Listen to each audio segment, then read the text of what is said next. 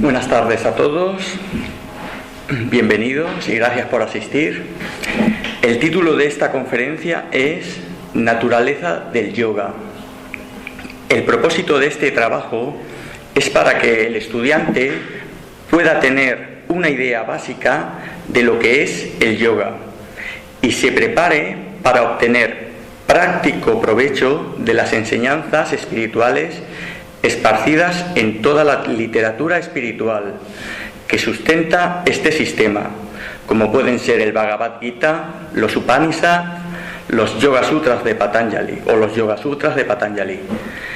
Yoga literalmente significa unión, y en los Yoga Sutras de Patanjali se utiliza para designar la armonía o unión del yo humano inferior con el yo divino o superior. Una parte de estas reflexiones y comentarios surgen del estudio de las primeras hojas y páginas del libro Introducción al Yoga de Annie Besant. ¿Qué podemos aprender si hacemos un examen a la historia de la humanidad? ¿Qué nos puede querer decir todo el devenir de acontecimientos, este auge y caída de civilizaciones, auge y caída de movimientos religiosos, filosóficos y culturales, y todos los conflictos sociológicos que se han vivido y que estamos viviendo?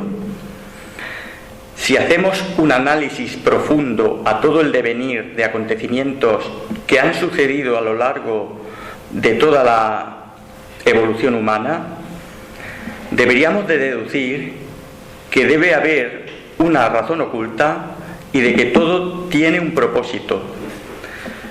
No puede ser que las cosas ocurran sin más. Desde el punto de vista de la teosofía o sabiduría antigua, todo esto no tiene como objetivo la perpetuación de las civilizaciones, ni las religiones, ni los imperios, ni la perpetuación del hombre en sí, pues todo es efímero y temporal. Todo tiene un nacimiento, auge, expansión, decadencia y muerte. Por tanto, debemos llegar a la conclusión que el fin de todo esto es otro. La sabiduría antigua o la teosofía da como hipótesis de que no es otro que para beneficio y crecimiento y evolución del yo real que se expresa en la vida interna del hombre. Esto es lo que nos propone la ciencia oculta. Este yo, con mayúsculas, que en la literatura esotérica es el hijo del Padre, la mónada, en cada ser humano, utiliza las formas físicas, emocionales y mentales que se manifiestan en los tres mundos inferiores como vehículos de expresión para su propio desenvolvimiento. Por tanto, todo el devenir de la historia sirve para que la vida, en sus infinitas maneras de expresión, pueda adquirir experiencias en la forma y con el tiempo puedan ir aflorando las potencias del yo como resultado de la experiencia, ya sea la vida manifestada en una mota de polvo o en el más potente Deva. No existe más que un solo yo, desde el más fino granito de arena al más excelso Deva. Todos, en esencia, son chispas no separadas del único yo universal, y para ellos existe el universo, para que estas mónadas se reconozcan manifestadas en la materia y encarnadas en el universo. Toda la naturaleza, todo lo existente en el universo está sujeto a la ley, y estas leyes son las mismas para todos los reinos de la naturaleza. Las leyes que rigen la construcción de las formas del reino mineral son las mismas que rigen la construcción de formas de los demás reinos. Son las mismas leyes por las cuales el yo despliega sus potencias en el universo, desde un átomo a un sistema solar. Es importante el estudio de las leyes universales para el estudiante de teosofía o de sabiduría antigua, pues de su captación en su mundo circundante podrá con el tiempo llegar a vislumbrar o tener una visión más o menos acertada de hechos de naturaleza cósmica o solar. El proceso de desenvolvimiento desde el mineral hasta Dios o la conciencia absoluta se efectúa a lo largo de millones de años, proceso que cumple también el reino humano, llevando tras de sí su paso de la evolución de la conciencia a través del reino elemental, mineral, vegetal, animal y humano. El siguiente paso es el salto al reino superhumano, etapa en el camino que se le denomina yoga. Yoga, aunque es el nombre de uno de los 6 grandes sistemas éticos religiosos de la India, es también en la tradición esotérica el sendero de realización de un arquetipo, el camino de cumplimiento de un ideal de perfección. El camino, aunque en esta obra se le denomina yoga al último tramo de la evolución humana, antes de saltar a la superhumana, el yoga tiene relación con la evolución de la conciencia, y haciendo referencia a la frase "las leyes de la evolución de la conciencia en un universo son exactamente las mismas que las leyes del yoga", todo responde a un proceso de yoga cósmico. Toda evolución es una, y considerando y estudiando el desenvolvimiento de la conciencia en el universo entero, podemos aplicarlas a nuestra propia conciencia individual. El yoga no nos debe de parecer lejano. Además, hemos de tener presentes los vehículos inferiores de la personalidad para su desarrollo y desenvolvimiento, pues en las primeras etapas humanas los vehículos de expresión no estaban debidamente desarrollados, tal y como los conocemos ahora. Hizo falta que el proceso de desenvolvimiento del hombre respondiera al surgimiento del Hatha Yoga, posteriormente al Bhakti Yoga. Ahora, la evolución de la humanidad actualmente y en su mayoría está en disposición de acceder a los métodos de desarrollo del aspecto mental a través del Raja Yoga. El yo individual es idéntico en esencia que el yo universal y uno con todos los demás yoes, tal y como lo dice la doctrina secreta en su tercer postulado, la identidad fundamental de todas las almas, con el alma suprema universal. Y esa unidad está en la esencia de todas las cosas. La ley fundamental de la ciencia oculta, en sus 3 axiomas principales, hace una clara referencia a la unidad como principio fundamental de toda la existencia. Estos 3 axiomas son: el uno trasciende al ser, solo hay un elemento en la naturaleza, la unidad radical en la naturaleza. La vida, que se manifiesta en la materia, aprende a responder a las impresiones en el reino mineral, sigue el desenvolvimiento de la conciencia en los reinos vegetal y animal, y así en la etapa humana, siendo esta etapa una etapa más dentro del proceso de evolución y llevando todo el resultado conseguido en los reinos inferiores. Delante de sí le queda la mitad del camino por recorrer, el camino de retorno al Padre.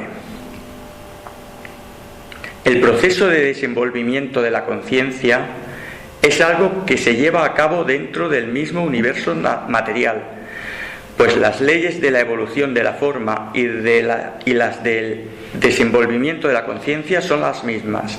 Por tanto, el hombre no necesita apartarse y separarse del mundo para culminar tal proceso. Es más, para eso está el mundo, para el desenvolvimiento del yo, para el fortalecimiento de las cualidades del ser humano y para posibilitar el poder afrontar las dificultades de la vida espiritual. Un ejemplo claro lo tenemos en la obra Bhagavad Gita. A veces se tiene la tendencia en el mundo espiritual de buscar el contacto y la unión con lo superior, olvidando el trabajo de cumplimiento del deber, servicio e irradiación en el mundo material. Y esa tendencia es uno de los errores de muchos aspirantes en el sendero espiritual. En el Bhagavad Gita, Krishna no habla a un brahman o a un yogi, habla a un guerrero, a un luchador. Krishna no habla en la cima de la montaña, sino que habla en medio del campo de batalla, porque es en las actividades cotidianas, en el cumplimiento del deber y las obligaciones individuales dentro de la familia y de la sociedad, donde se van adquiriendo las cualidades para vencer las dificultades de la vida interna. Se equivoca quien piensa que el silencio y la paz se encuentra solo en ciertos lugares. Yoga, entonces, podríamos definirlo desde el punto de vista de la evolución humana como la aplicación en el individuo de las leyes del desenvolvimiento de la conciencia, cuyos métodos provocan un aceleramiento del proceso de evolución.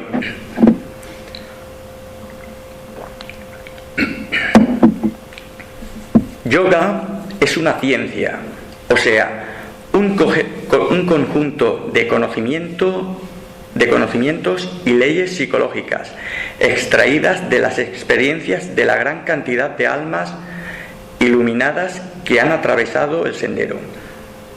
Se han liberado de las cadenas de este mundo y han ofrecido sus conocimientos y experiencias a través de sus escritos o el legado que han dejado a la humanidad por el mensaje difundido por ellos o sus seguidores, que nos han llegado hasta nuestros tiempos.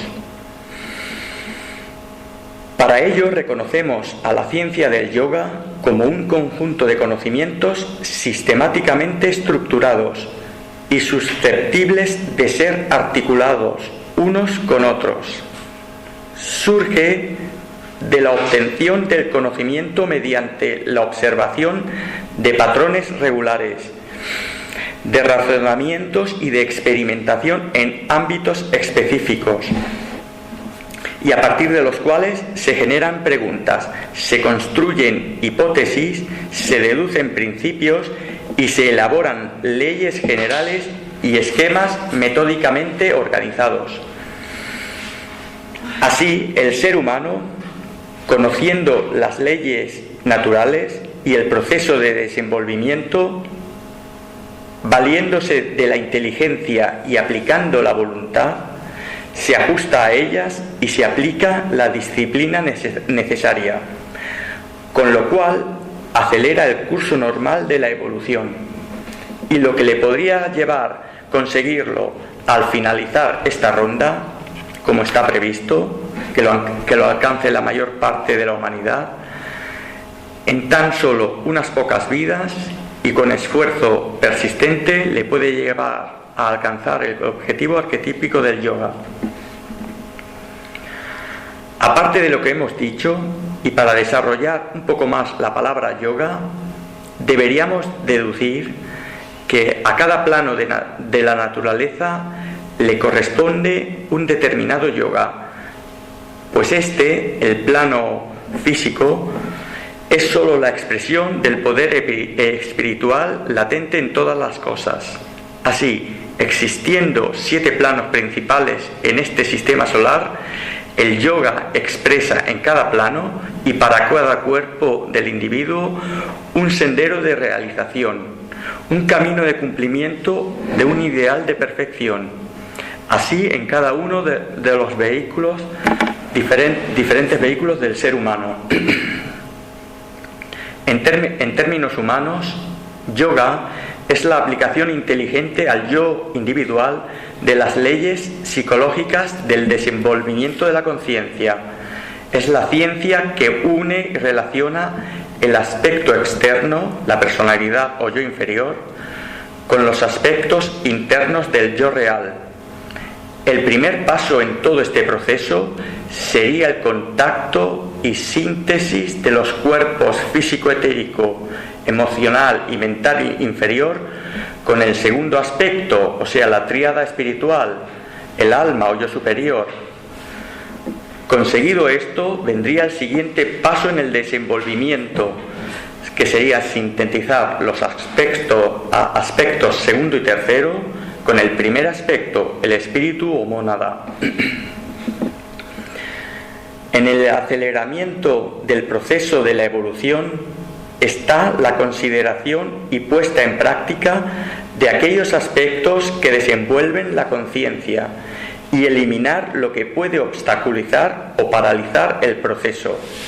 En este caso, la primera tarea del hombre que se adentra en el sendero es pulir su naturaleza inferior, o sea, purificar los cuerpos físico, astral y mental inferior, a fin de que estos cuerpos se adapten a los ritmos y puedan expresar las cualidades de la naturaleza superior, o sea, alinearse con la tríada espiritual.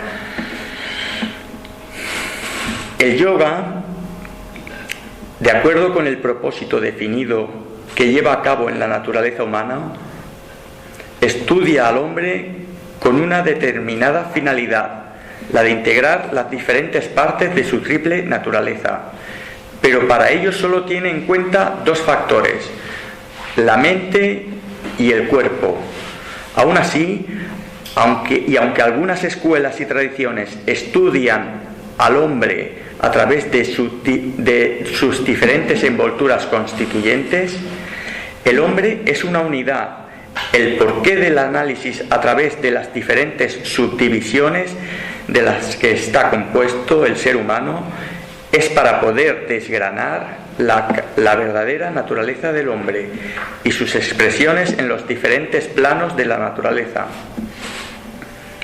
Sin contradecir estas subdivisiones, el yoga, siendo psicología experimental, las sintetiza todas bajo dos principios: la dualidad de mente y cuerpo en la unidad de conciencia.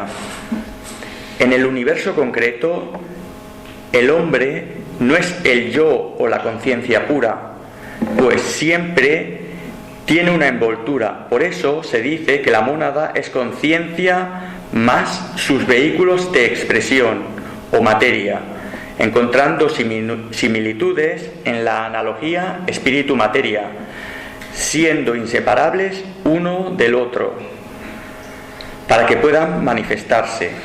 Otra dualidad en relación con el yoga sería por los principios por los cuales está constituido el hombre: prana, pradana, o aliento de vida y materia. Pero de cara a la práctica del yoga, tomamos la dualidad mente-cuerpo, que no deberíamos confundirla con la dualidad yo con mayúscula y no yo, pues yo, sinónimo de vida única, es la conciencia más los cuerpos o envolturas materiales de los que todavía el hombre se identifica y no puede todavía separarse conscientemente, siendo no yo únicamente la materia, a través de la cual la conciencia se manifiesta. Entonces, para el yogi, para el practicante de yoga, la realidad del yo constituye una realidad variable, pues a medida que avanza en el sendero, la conciencia se va desidentificando de las envolturas que velan la realidad. Estados de la mente. A nivel general existen 4 estados de la mente: el estado Jagrat o estado de conciencia vigilia, que está relacionado con el cuerpo físico; el estado de conciencia Svapna, que es el estado de conciencia de ensueño y se relaciona con el cuerpo emocional; el estado de conciencia Sushupti, que es el estado de conciencia de ensueño profundo y se le relaciona con el cuerpo mental, y el estado de conciencia turiya, que es el estado de conciencia búdica y se le relaciona con el cuerpo búdico. Jagrat es la conciencia vigílica en la que estamos todos en todo momento. Es la conciencia física. Svapna es la conciencia que actúa por medio del cuerpo astral. La conciencia astral es más vivida que la física. Sushupti es la conciencia que actúa por medio del cuerpo mental. Es la conciencia mental, pero sin poder transmitir sus experiencias al cerebro físico. Turiya es la conciencia que actúa por medio del cuerpo búdico. Así, actuando nosotros en conciencia vigílica, en el cuerpo físico, podríamos subdividirla, este estado de conciencia, en 4 estados o modalidades, o sea, 4 subestados serían. Análogamente, en los demás estados de conciencia también podemos encontrar estas 4 subdivisiones. Así, supongamos que leemos un libro, miramos un reloj o utilizamos cualquiera de los sentidos físicos, la vista, el gusto, el oído, el olfato. Entonces, estamos en el estado de conciencia externa o de vigilia. Desde este estado, si quiero desentrañar el significado de lo que leo, de lo que veo o de lo que escucho, o me hago una imagen mental acerca de lo que estoy percibiendo, estoy en conciencia astral.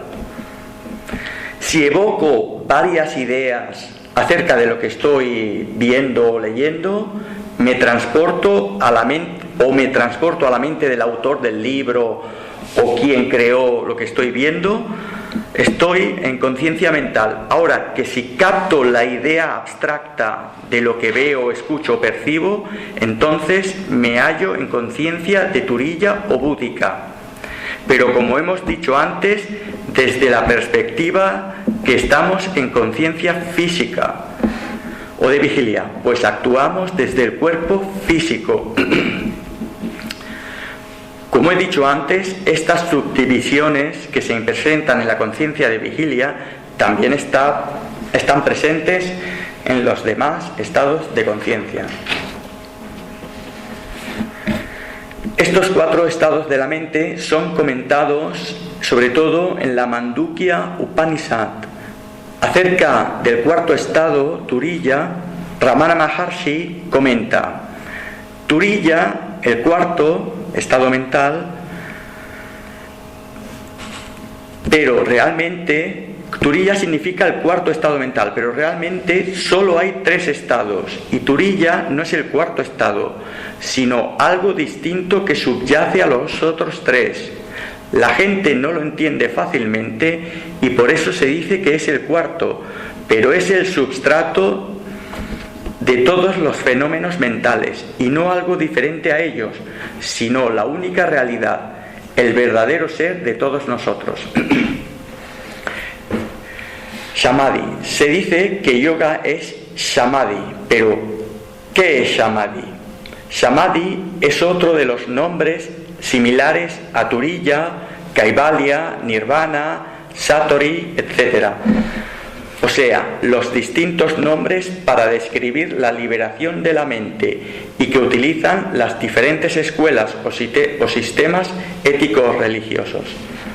Samadhi podemos decir que es un estado en que la conciencia se halla tan disociada del cuerpo que éste permanece insensible, o sea, entra en un estado de abstracción tan elevado que pierde contacto y sensibilidad con la realidad objetiva.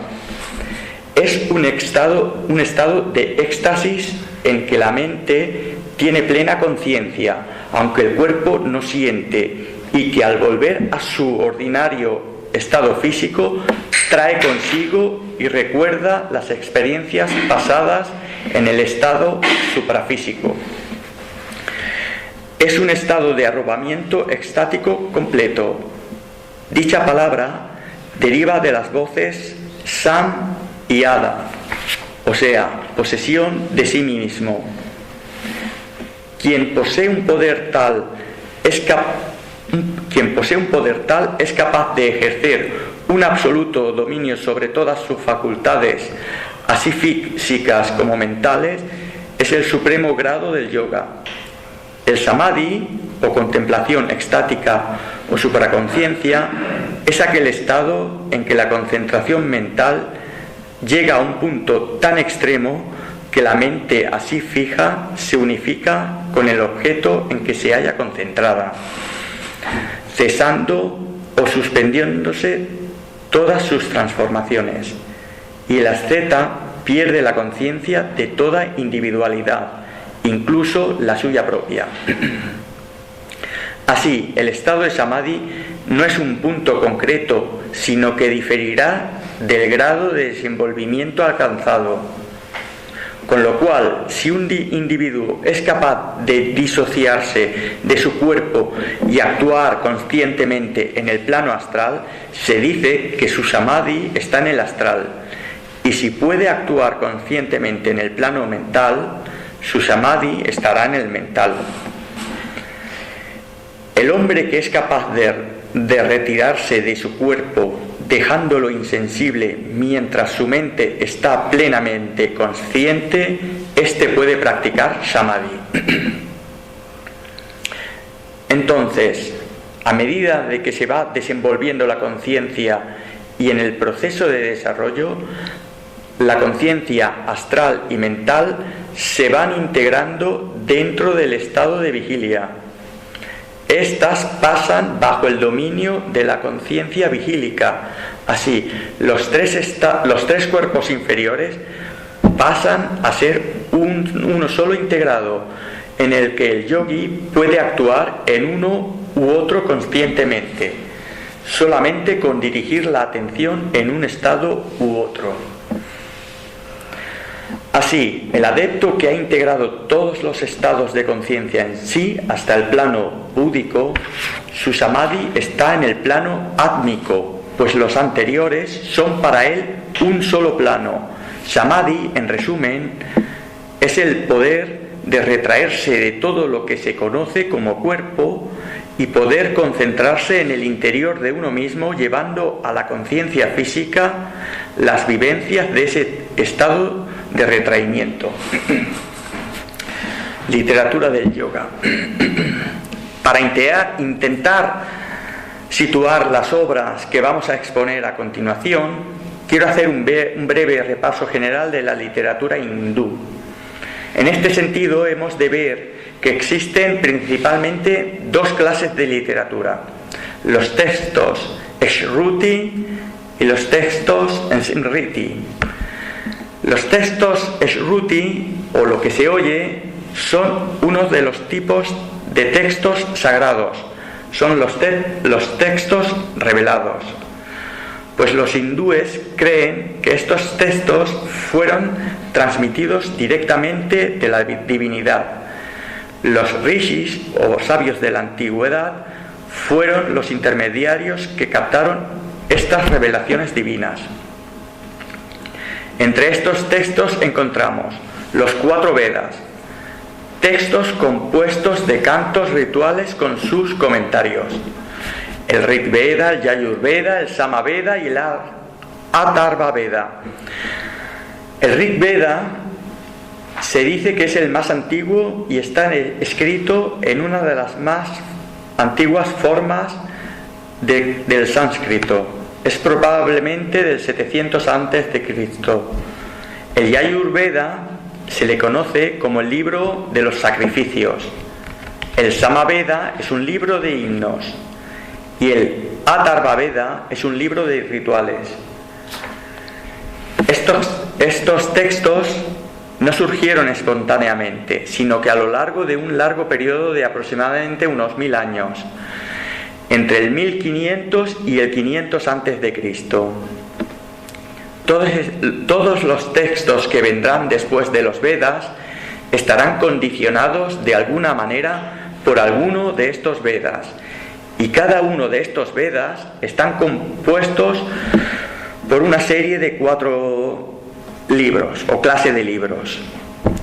Los Samhita, que son himnos.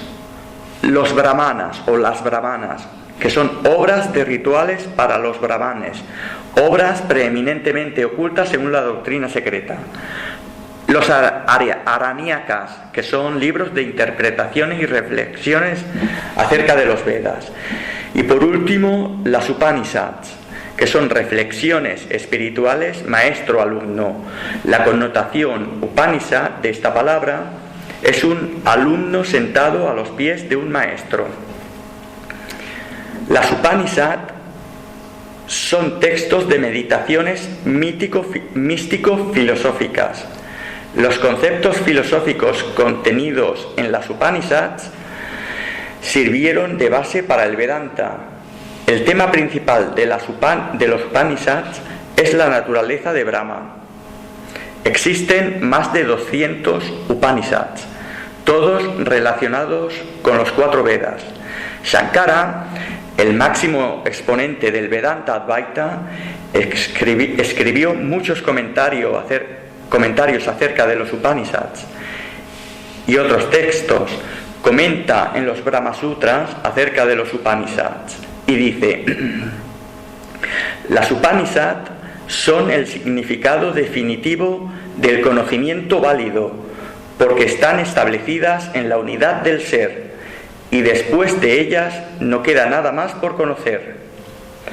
Una frase del filósofo alemán Schopenhauer acerca de las Upanishads dice: en todo el mundo no hay ningún estudio tan beneficioso y elevado como los Upanishads. Han sido el consuelo de mi vida y serán el consuelo de mi muerte. Hemos hablado un poco por encima los textos revelados, ahora los textos en Simriti, los textos tradicionales. Simriti significa lo recordado, la tradición. Estos textos son los textos tradicionales, los textos mitológicos. Entre estos textos encontramos los Puranas, textos que tocan la temática de la creación del universo, las creaciones secundarias, la genealogía de los dioses, reyes y sabios, la creación de la raza humana, etc. Tradicionalmente se dice que existen 18 Mahapuranas y 18 Upapuranas. Aparte de los Puranas tenemos los textos Itiyasa, que son los escritos épicos. Y dentro de estos textos nos encontramos 2 principales.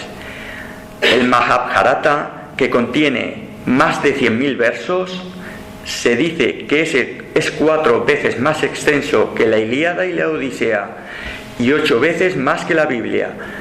Se dice que es el segundo texto más extenso del mundo, después de los cuentos tibetanos de Yesar o Cantar del rey Yesar, el texto más extenso del mundo, con 120 tomos y más de 1 millón de versos.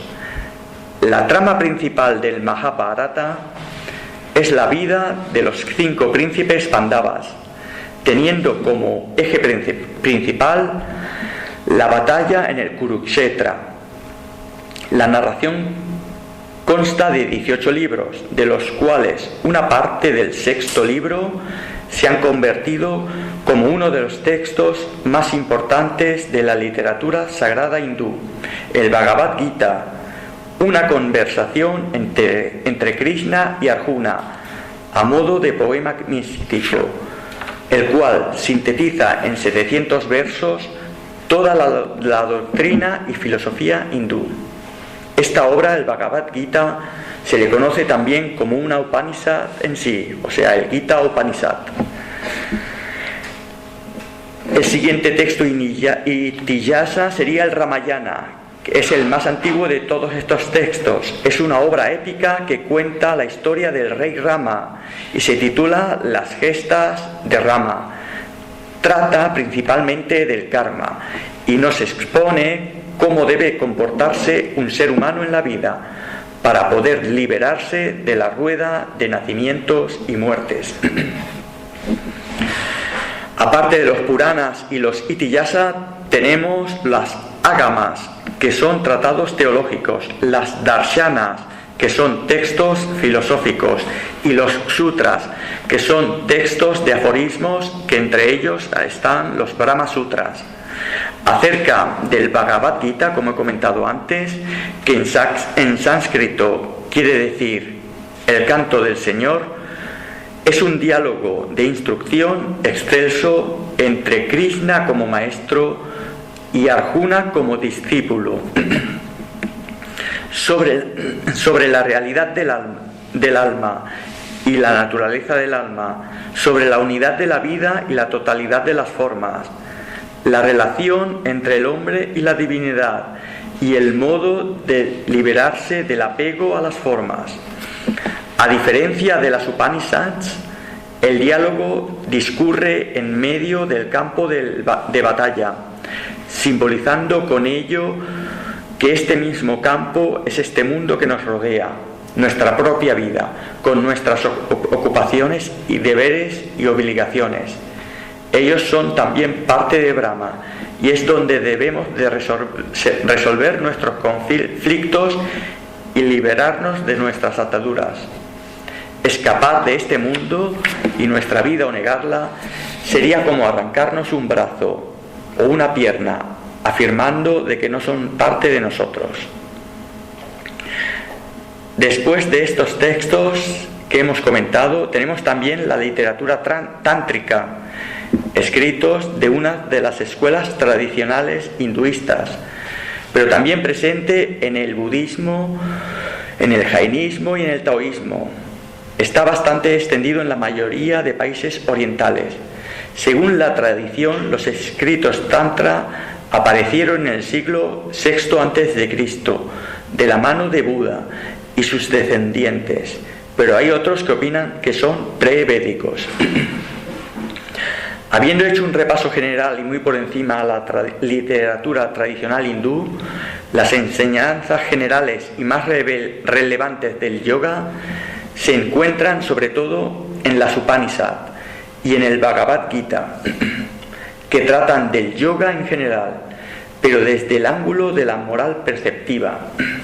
Aparte de estos, el libro esencial para tratar la ciencia del yoga, tal y como la establece la tradicional escuela de yoga, son los Yoga Sutras del sabio hindú Patanjali. Este texto se le conoce como fundacional de la escuela. En él sintetizó toda la sabiduría del yoga y propone a través de 8 vías de acercamiento un trabajo metódico para superar las aflicciones del yo inferior y obtener el control de los cuerpos físico, emocional y mental. Se sabe muy poco de Patanjali y no hay informaciones fidedignas de la época en que vivió, pero no importa. Lo que realmente importa es que analizando este tratado resulta evidente que era un conocedor muy avanzado en las técnicas de los diversos yogas. El libro está subdividido en 4 secciones. La primera sección se le conoce como Samadhi Pada y trata de explicar lo que es el yoga. De ahí que se le denomine Samadhi a esta sección, ya que es la técnica esencial del yoga. La segunda sección, denominada Sadhana Pada, trata en un primer lugar de responder a la pregunta del por qué practicar yoga y en segundo lugar trata de las 5 primeras etapas de la técnica del yoga.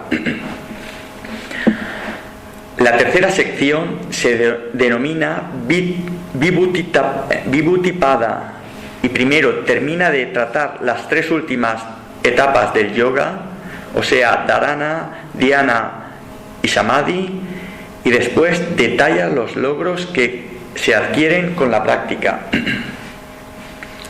Y la cuarta y última sección, denominada Kaivalya Pada, más bien se reflejan los obstáculos que van a surgir a lo largo del sendero de práctica hasta alcanzar la meta de la liberación final.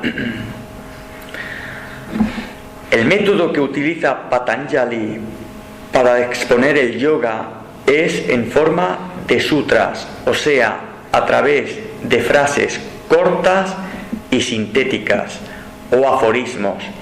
Se utilizó este método debido que la enseñanza en aquella época era de transmisión oral, no existía transmisión escrita generalmente, y los sutras debían de ser memorizados. Aparte del trabajo de memorizar los sutras, estaba la labor de desentrañar el conocimiento interno de cada sutra. Así, a lo largo de la historia han surgido gran cantidad de interpretaciones a estos sutras. El célebre Vyasa, autor del Mahabharata y los Brahmasutras, se le menciona como autor del primer texto comentado, aunque es muy dudosa esta posibilidad, ya que los Yogasutras son de los siglos IV y V, muy posteriores a la época en que se escribieron el Mahabharata y los Brahmasutras. Los Yogasutras son mucho más que una síntesis compilada de la ciencia del yoga. En sí, esta obra incluye también una ciencia del ser, una ciencia del conocimiento.